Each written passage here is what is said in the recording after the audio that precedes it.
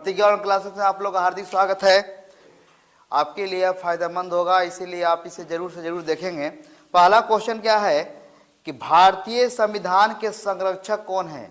संरक्षक कहते हैं उसको जो संरक्षण प्रदान करता है संविधान का, संविधान की व्याख्या करने का या संविधान का रक्षा करने का अधिकार दिया गया है। अनुच्छेद 32 के तहत दिया गया है। किसे? न्यायालय को दिया गया है। न्यायालय के अंतर्गत सुप्रीम कोर्ट के मुख्य न्यायाधीश हो जाएंगे। इसमें आपका ऑप्शन हो जाएगा बी नंबर। अगला क्वेश्चन है कि अंडमान सेलुलर जेल की दीवारों पर भारत का इतिहास लिखने वाले राष्ट्रीय नेता कौन थे? अंडमान सेलुलर जो जेल था वो अंडमान निकोबार द्वीप में स्थित है।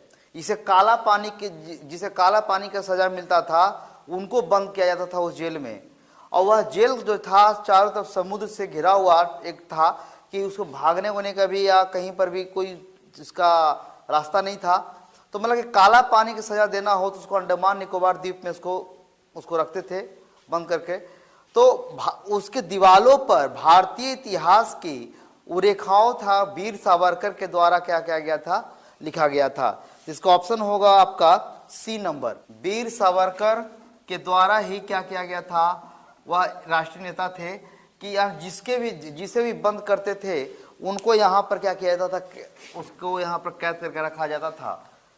तो वह राष्ट्रीय नेता जिनके द्वारा अंडमान सेलुलर जेल के दीवारों पर उसके इतिहास का वर्णन किया गया, लिखा गया है, वह थे वीर सावरकर। अगला क्वेश्चन देखते हैं कि संयुक्त राष्ट्र महासभा ने मानव अधिकार पर अपना सार्वभौमिक घोषणा की पुष्टि कब की थी? इसका ऑप्शन होगा 24 अक्टूबर 1945 को, 10 दिसंबर 1948 को, 16 दिसंबर 1966 को और 25 अप्रैल 1995 को। हम जानते हैं क्या कि सेकेंड विश्व युद्ध के पश्चात संयुक्त राष्ट्र का गठन 51 देशों के द्वारा किया गया था। तो संयुक्त राष्ट्र ने मानव अधिकार पर अपनी सार्वभौमिक घोषणा किया था 10 दिसंबर 1948 को।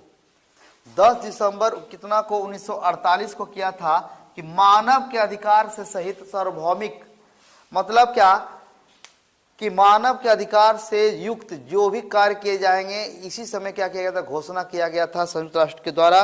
वो किया गया था, ऑप्शन नंबर बी होगा 10 दिसंबर 1948 को। किस वर्ष शिवाजी का राज्याभिषेक हुआ था? शिवाजी का राज्याभिषेक हुआ था 6 जून 1774 को हुआ था। इनका जन्म 30 में और इनका मृत्यु हुआ था 1680 में। और यह राजा बने थे। 53 वर्ष की आयु में इनकी मृत्यु हो गई थी शिवाजी की। तो यह राज्याभिषेक करवाए थे अपना कि बीजापुर के शासक को लूटने के पश्चात जो धन संपदा लूटे थे उसके द्वारा अपना रायगढ़ में अपना सबसे पहले राजधानी बसाए थे। और इनका राज्याभिषेक करने के लिए बनारस से श्री गंगाधर भट्ट को क्या किया गया था? आमंत्रित किया गया था। इसका ऑप्शन होगा बी नंबर। 1674 ईस्वी को किया गया था राज्याभिषेक। अगला है कौन सी अदालत अधीनस्थ आपराधिक अदालतों की शीर्ष अदालत है? तो सबसे बड़ा न्यायालय आपका जो क्या बोलते हैं सुप्रीम कोर्ट, उसके बाद हाई कोर्ट और उसके बाद अगर अधीनस्थ न्यायालय में तो उच्च न्यायालय का अधीनस्थ न्यायालय है, जिला न्यायालय को कहते हैं। तो ये ऑप्शन होगा डी नंबर, जिला न्यायाधीश की अदालत। जिला न्यायाधीश की अदालत जो होता है हाई कोर्ट का अधीनस्थ न्यायालय। अधीनस्थ मतलब क्या कहने का मतलब है? उसके अधीन कार्य कर रहा है, उसके अधीन कार्य करने वाला, जहां पर लोग को ज्यादा जरूरत पड़ता है। अधीनस्थ मतलब क्या? ये सुप्रीम कोर्ट का अधीनस्थ हुआ, सुप्रीम कोर्ट का हुआ कौन? High court. हाई कोर्ट का हुआ जिला, जो कि प्रत्येक जिला में क्या होता है? स्थित होता है। तो इसका ऑप्शन होगा जिला न्यायाधीश की अदालत। डी नंबर होगा जिला न्यायाधीश की अदालत। अगला क्वेश्चन है निम्नलिखित में कौन भारत का ऐसा पहला राज्य बन गया है जहां पर HIV एड्स परीक्षण शादी से पहले अनिवार्य कर दिया गया है? ऑप्शन है महाराष्ट्र, दिल्ली, पश्चिम बंगाल, गोवा। तो ऐसा करने वाला प्रथम राज्य बना है गोवा। गोवा बना है 2019 में। इसका अनिवार्य कर दिया गया है क्या कि इसका ऑप्शन होगा कौन, गोवा होगा। 2000 कितना में 19 में कि शादी करने के पहले आपको HIV एड्स का रजिस्ट्रेशन करवाना, परीक्षण करवाना क्या कर दिया है, अनिवार्य कर दिया गया है। झारखंड सरकार भी ऐसा विचार कर रही है, अभी विचार कर रही है, वह लागू नहीं किया है कि यहाँ पर भी शादी से पहले एड्स और HIV एड्स का परीक्षण अनिवार्य किया जा सकता है। अभी ऐसा विचार चल रहा है झारखंड सरकार में, पर करने वाला ऐसा पहला राज्य बना है कौन, गोवा बना है। अगला क्वेश्चन है कि दक्षिण भारत का मैनचेस्टर, दक्षिण भारत का मैनचेस्टर किसे कहते हैं। मैनचेस्टर कहने का क्या अर्थ है कि मैनचेस्टर एक शहर है, मैनचेस्टर एक यूके में क्या एक शहर है, और वह शहर मैनचेस्टर जो शहर है वह सूती वस्त्रों के उत्पादन के लिए विश्व विख्यात है। सूती वस्त्रों के उत्पादन के लिए विश्वविख्यात जो शहर है मैनचेस्टर, वह कहाँ पड़ता है आपका, यूके में। यूके का एक शहर है और शहर का नाम है क्या, मैनचेस्टर, और जो सूती वस्त्रों के उत्पादन के लिए क्या है, फेमस है। तो भारत में भी मैनचेस्टर कहा जाता है कि भारत के पूरा मूल मैनचेस्टर, मतलब पूरे भारत भर में मैनचेस्टर कहा जाता है किसको, अहमदाबाद को। अहमदाबाद गुजरात कहा जाता है, यहां पर सूती वस्त्र का उत्पादन क्या होता, ज्यादा होता है। उत्तर भारत का मैनचेस्टर कहा जाता है किसे, कानपुर को। किसको कहा जाता है, कानपुर को। दक्षिण भारत का मैनचेस्टर कहा जाता है कोयम्बटूर, कोयम्बटूर को, जो पड़ता है तमिलनाडु में। तो मैनचेस्टर कहने का क्या अर्थ हुआ कि मैनचेस्टर एक शहर है यूके में जो सूती वस्त्रों के उत्पादन के लिए विश्व विख्यात है। तो भारत में भी जहां जहां सूती वस्त्र का उत्पादन ज्यादा होता है उसको मैनचेस्टर कहते हैं। तो पूरे भारतवर्ष का मैनचेस्टर कहा जाता है अहमदाबाद गुजरात को। दक्षिण भारत का कहा जाता है कोयम्बटूर तमिलनाडु को। उत्तर भारत का कहा जाता है कानपुर को। तो इसका ऑप्शन होगा, यहाँ पर ऑप्शन है ए नंबर कोयम्बटूर, मदुरई, बेंगलुरु, चेन्नई। तो इसका ऑप्शन होगा ए नंबर कोयम्बटूर। इसका ऑप्शन क्या होगा, ए नंबर कोयम्बटूर होगा। निम्नलिखित में से किन समस्याओं पर रिपोर्ट देने के लिए लिब्राहन आयोग स्थापित किया गया था। ए नंबर है बाबरी मस्जिद, गोधरा रेलकांड, 1993 के मुंबई बम ब्लास्ट और बोफर्स तोप सौदे। लिब्राहन एक जज थे, उन्हीं के देखरेख में, उन्हीं के अध्यक्षता में एक कमेटी बनाया गया था लिब्राहन आयोग, जो 1992 में, जो 6 दिसंबर 1992 को बाबरी मस्जिद का ढांचा तोड़ा गया था, इसकी जांच करने के लिए गठन किया गया था इस समिति का। तो इसका ऑप्शन होगा बाबरी मस्जिद विध्वंस के लिए लिब्राहन आयोग का क्या किया गया था, गठन किया गया था। भारत में डाक प्रणाली शुरू करने वाला ब्रिटिश गवर्नर जनरल कौन था। तो भारत में डाक व्यवस्था चालू करने वाला 1854 में किया गया था, लॉर्ड डलहौजी के द्वारा किया गया था। भारत में डाक व्यवस्था को स्थापित करने वाला कौन सा शासक, लॉर्ड डलहौजी। कितना में, 1854 ईस्वी में किया था। इसरो का फुल फॉर्म क्या हुआ, इंडियन स्पेस रिसर्च ऑर्गेनाइजेशन। भारतीय अंतरिक्ष अनुसंधान संगठन। इसकी स्थापना हुई थी 1969 को, 15 अगस्त 1969 को हुआ था। इसका हेडक्वार्टर कहां पर है, तो बेंगलोर में है। इसके अभी अध्यक्ष हैं कौन, के सीवन है।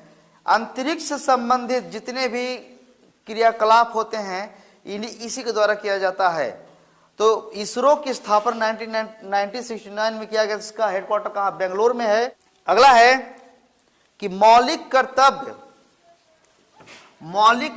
को भारतीय संविधान में कब शामिल किया गया है? तो मौलिक कर्तव्य मतलब क्या कि आपका जो ड्यूटी है, फंडामेंटल ड्यूटी आपका पहले संविधान में नहीं था, इसको अलग से क्या किया गया है, जोड़ा गया है। तो कब जोड़ा गया है? इसको जोड़ा गया है 42वें संविधान संशोधन विधेयक 1976 में जोड़ा गया है। किस समिति की सिफारिश पर इसको जोड़ा गया है? स्वर्ण सिंह समिति के सिफारिश पर जोड़ा गया है। और इसे संविधान के भाग 4 क में अनुच्छेद 51 क में रखा गया है।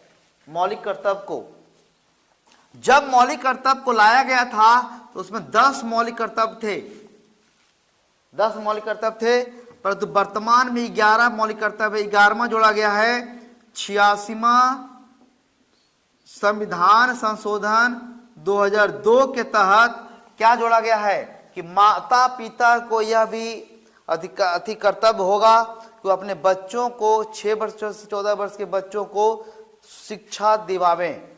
इनका 11वां नंबर कर्तव्य है 6 वर्ष से 14 वर्ष के क्या चीज को बच्चों को क्या चीज का है कर्तव्य है कि वह उसके माता पिता का कर्तव्य है कि वह शिक्षा प्रदान करें। तो मौलिक कर्तव्य को जोड़ा गया है स्वर्ण सिंह समिति के सिफारिश पर 1976 में 42वें संविधान संशोधन विधेयक के द्वारा। और इसको संविधान के भाग 4 क में अनुच्छेद 51 क में रखा गया है। और इस पहले मौलिक कर्तव्य था 10, मूल में था कितना 10, वर्तमान में अभी कितने मौलिक कर्तव्य हैं 11। 11वां नंबर मौलिक कर्तव्य जोड़ा गया है 86वां संविधान संशोधन विधेयक 2002 के तहत जोड़ा गया है, जिसमें कहा गया है कि 6 वर्ष से 14 वर्ष के बच्चों को कि माता पिता को यह अधिकार होगा कि वह बच्चों को क्या करें, शिक्षा प्रदान करें। मौलिक कर्तव्य का होगा ऑप्शन नंबर बी। अगला है क्या कि संयुक्त राष्ट्र के झंडे को महासभा द्वारा कब अपनाया गया था? पहला ऑप्शन है 20 अक्टूबर 1947, 1 जनवरी 1952, 24 जून 1973 और 15 अगस्त 1982 को। संयुक्त राष्ट्र का गठन हुआ, आपको पता है 24 अक्टूबर 1945 को हुआ, परंतु उसके झंडे को स्वीकार किया गया 20 अक्टूबर 1947 को। 20 अक्टूबर क्या 1947 को किया गया। और इसका झंडा कैसा है? तो नीली रंग का पृष्ठभूमि है, मतलब इसका बैकग्राउंड किसका है? नीला रंग का है। और जैतून के पौधे का श्रृंखला बना हुआ है इसके झंडे पर। और नीले रंग की पृष्ठभूमि है और सफेद कलर का क्या है, कॉम्बिनेशन है इसका, इस झंडे का। जैतून का पौधा क्या चीज का प्रतीक है? शांति का प्रतीक माना जाता है। झंडे को अपनाया गया कब? 20 अक्टूबर 1947 झंडे को अपनाया गया। और यूएनओ की गठन हुई थी 24 अक्टूबर 1945 को। अगला है नेपाल में बौद्ध धर्म की शुरुआत किसके शासनकाल में हुई थी? तो इसका ऑप्शन है क्या? समुद्रगुप्त, अशोक, चंद्रगुप्त, हर्षवर्धन। तो कपिलवस्तु जो नेपाल है वहां पर बौद्ध धर्म का प्रचार करना या शुरुआत करने का श्रेय जाता है अशोक को। किसको जाता है? अशोक को जाता है, जो क्या 269 से 232 तक क्या के राजपाट संभाले थे। या आपको पता होगा कि बौद्ध धर्म के संस्थापक जो थे महात्मा बुद्ध, गौतम बुद्ध थे, जिनका जन्म 563 ईसा पूर्व में कपिलवस्तु नेपाल लुम्बिनी नामक ग्राम में हुआ था 563 में। इनकी मृत्यु जो हुई थी 483 ईसा पूर्व में हुई थी कुशीनगर में। और तीसरा बौद्ध संगीति अशोक ने ही करवाया था। तीसरा बौद्ध संगीति 251 ईसा पूर्व में कौन करवाया था? अशोक ने करवाया था, जिसमें अभिधम पिटक की रचना हुई थी। अशोक ने बौद्ध धर्म को कलिंग युद्ध के पश्चात अपनाया था। कलिंग युद्ध जो 261 ईसा पूर्व में हुआ था, कलिंग युद्ध, उसके बाद बौद्ध धर्म को अपनाया था अशोक ने। तो अशोक का जब बौद्ध धर्म अपनाने के पश्चात बौद्ध धर्म का व्यापक प्रचार प्रसार करने का श्रेय जाता है किसको? अशोक को जाता है, जो मौर्य काल के शासक थे। मौर्य काल के शासक थे अशोक, और इसकी कलिंग युद्ध के पश्चात बौद्ध धर्म को अपनाया था। और अशोक को कलिंग युद्ध की जो पश्चात बौद्ध धर्म को शिक्षा देने वाले भिक्षु थे उपगुप्त। कौन थे? उपगुप्त। तो अशोक ने ही कपिलवस्तु नेपाल तक बौद्ध धर्म का क्या किया था? व्यापक रूप से शुरुआत करवाया था। ऑप्शन नंबर हो जाएगा बी नंबर। अगला है, रतन टाटा के बाद टाटा परिवार से चयनित व्यक्ति जिसने टाटा ग्रुप को प्रतिनिधित्व किया था। ओपी भट्ट, साइरस मिस्त्री, कुमार मंगलम बिरला और नोएल टाटा। तो रतन टाटा के बाद उनके रिटायरमेंट के पश्चात 2012 ईस्वी में छठे चेयरमैन साइरस पालोनजी मिस्त्री को बनाया गया था। 2012 से 2016 के बाद 16 तक रतन टाटा के पश्चात साइरस पालोनजी मिस्त्री को क्या किया गया था? बनाया गया था। जो साइरस पालोनजी मिस्त्री ही एकमात्र ऐसे छठे नंबर चेयरमैन थे, 6th नंबर चेयरमैन थे। कौन? साइरस पालोनजी मिस्त्री।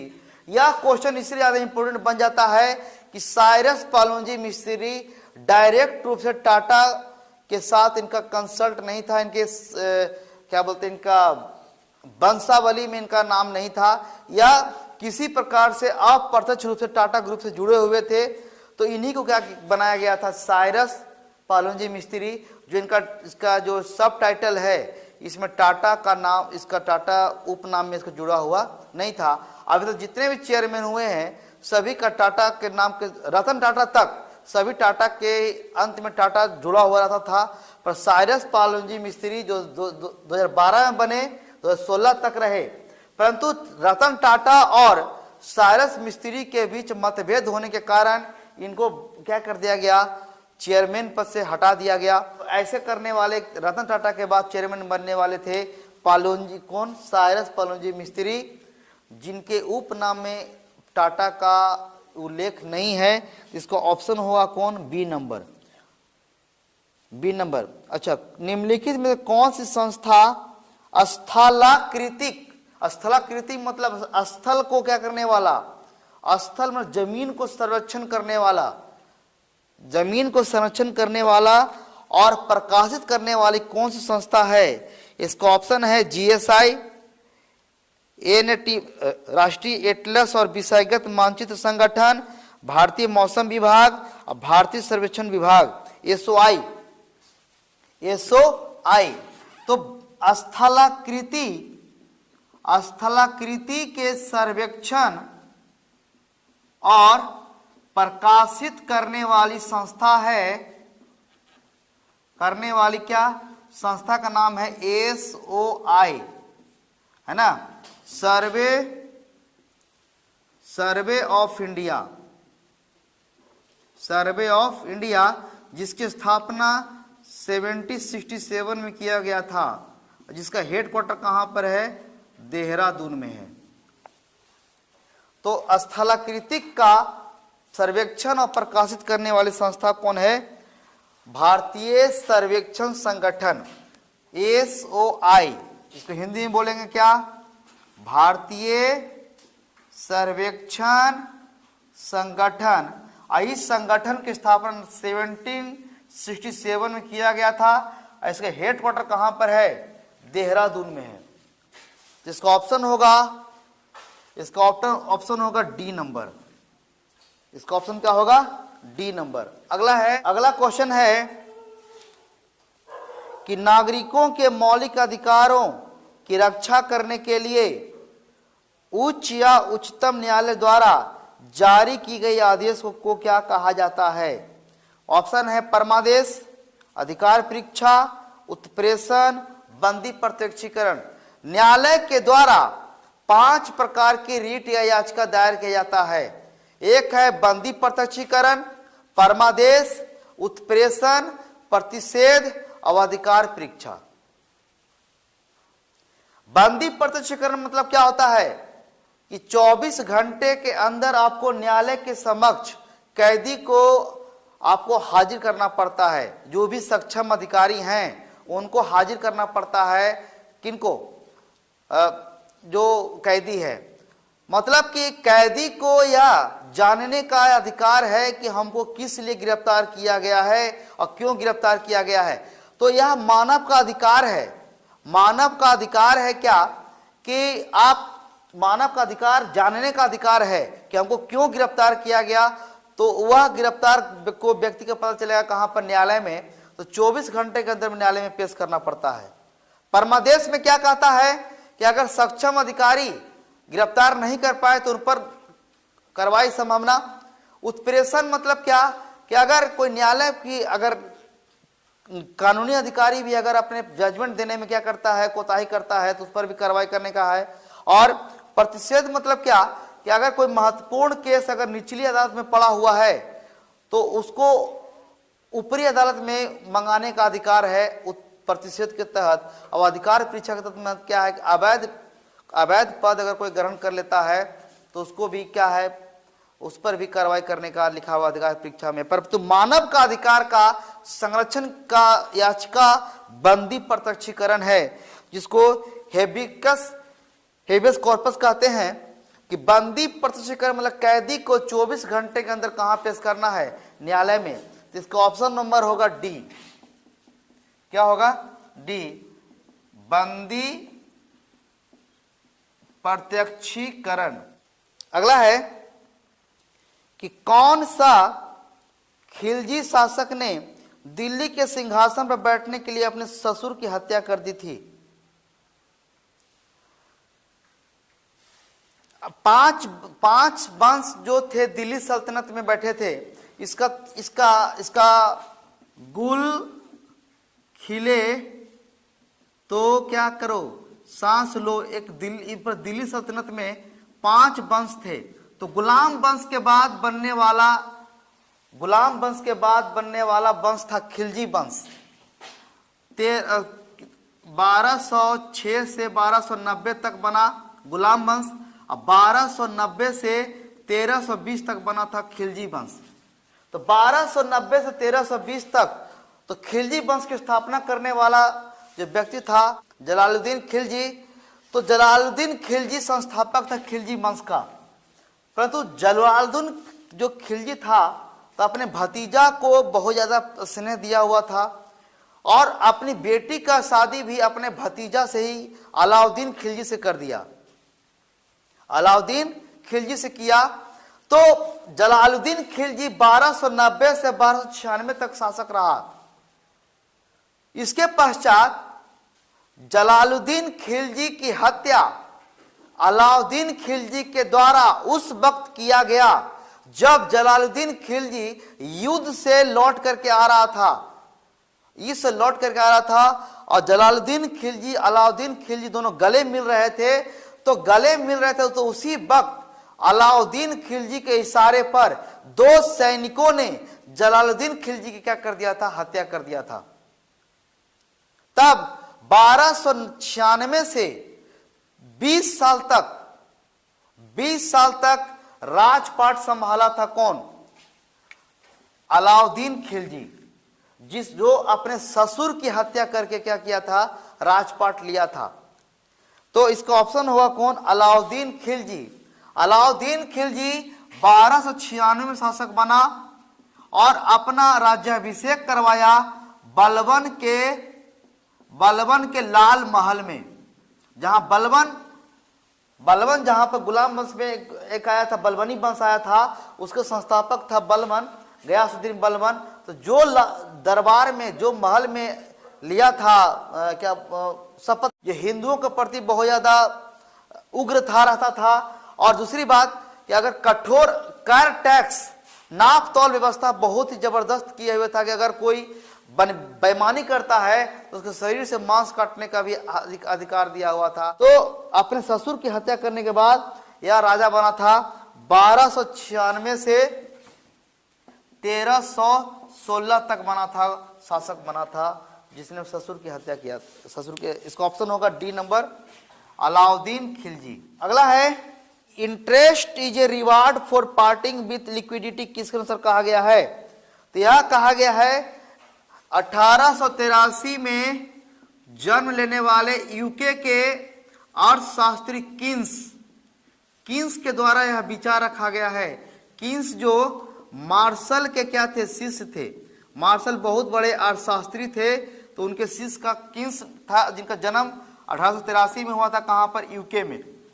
यूके में हुआ था। इन्होंने क्या कहा था कि यहां पर देखिए अर्थशास्त्र में मनी को लिक्विडिटी के तौर पर बोला गया है। प्रवाह, मुद्रा का प्रवाह बाजार में अधिक है कि कम है, उसी के अनुपात पर ही आपका महंगाई बढ़ता घटता रहता है। तो यहां पर इंटरेस्ट इज ए रिवार्ड, जो इंटरेस्ट है is a reward for parting with liquidity, यह शब्द कहा गया था यूके में जन्म लेने वाले अर्थशास्त्री कीन्स के द्वारा। अगला है डैश आजादी के लिए आवश्यक है। आजादी के लिए कौन सा आवश्यक है? प्रतिबंध, अधिकार, विशेषाधिकार कि कानून? तो अधिकार क्या है? अधिकार आजादी के लिए आवश्यक है। अधिकार आजादी के लिए आवश्यक है। इसका ऑप्शन होगा कौन? बी नंबर, अधिकार आजादी के लिए क्या है? आवश्यक है। उम्मीद करते हैं कि आपको इससे बहुत लाभ मिलेगा। इसे आप अवश्य देखेंगे और अपने दोस्तों को भी इसे ज़्यादा से ज़्यादा संख्या में से क्या करेंगे? शेयर करेंगे, जो और लाभान्वित हो सकें। तो इसी के साथ मिलते हैं अगले क्लास में। तब तक के लिए धन्यवाद।